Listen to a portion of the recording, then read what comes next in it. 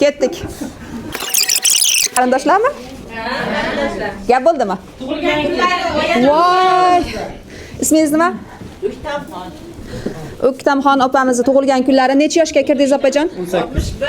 18 deb turdim men hozir. 61 bahoringiz muborak bo'lsin opajon. Mana shunaqa oila a'zolaringizni oldida har doim har bitta o'tgan yoshingiz ma'noli mazmunlarga boy bo'lsin. Har bitta o'tgan yoshingizda mana shuncha nevarimga shu uylarni olib qo'ydim, mana shuncha nevarimga shunaqa mashinalarni sovg'a qilib qo'ydim deb yuring har bitta yoshingizda.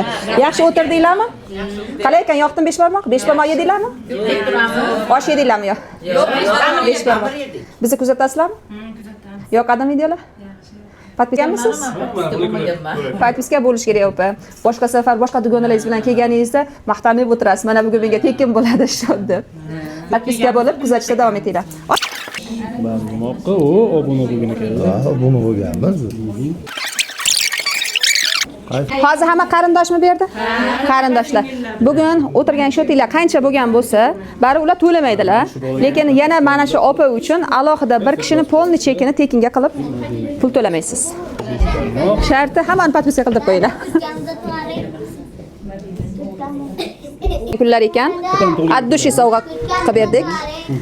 Ular o'zi to'lamaydilar, lekin chek qancha bo'lsa ham har bitta odamga bo'linganda shu opaga tekinga bugun nana 5 barmog'idan sovg'a. Yana bitta mana shu opani ham qo'shaylik.